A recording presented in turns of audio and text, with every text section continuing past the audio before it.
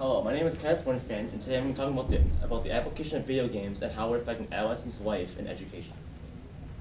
So, video games are something that's been used a lot, and a lot of people, including me, or probably most of you, have used video games in their lives, and are still using it.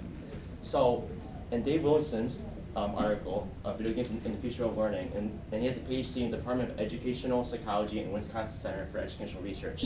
In his article, he depicts how how the application of education in adolescents' life can benefit their lives in a social and futuristic way. And in Kurt Squire's article, Video Games in Education, he depicts how video games are violent and how that can lead to violent behavior and aggressive behavior. So that led me to my question: to what extent would the application of video games and simulations in education affect an adolescent's life? So socially, the stereotypical view of a word gamer is someone who's alone who's typically alone and is by themselves. However, massively online video games have made a presence in today's society, and these online games have their own economy, like political systems, and their own cultures. And with these, they have their own forums, which many people can contribute to and spread their information to.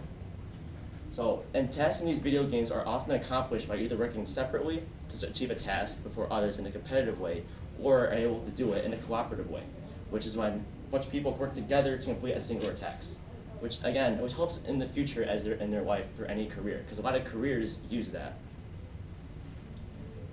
In rebuttal, in Provenzo's study, or his statement, he was an outspoken critic against video games, about the use of video games.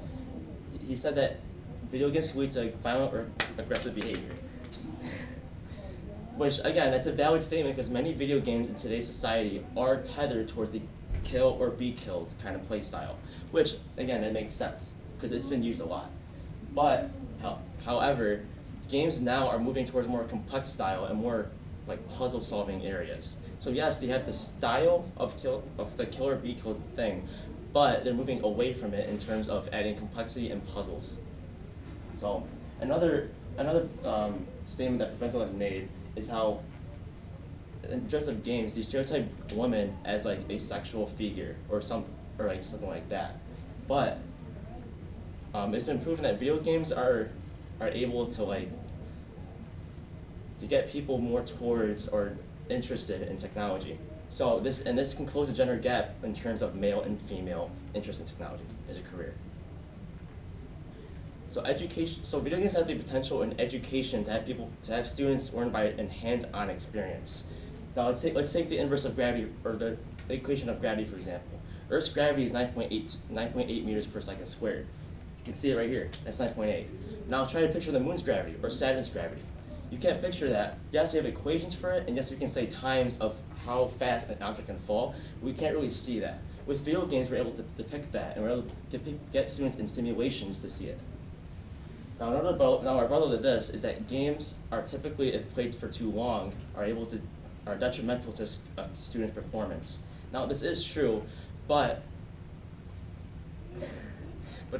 the thing is that these are unrestricted and unsupervised gaming studies.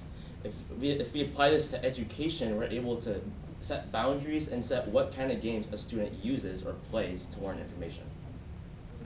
Now, futuristically, these video games futuristically can set an adolescent's future by giving job simulations.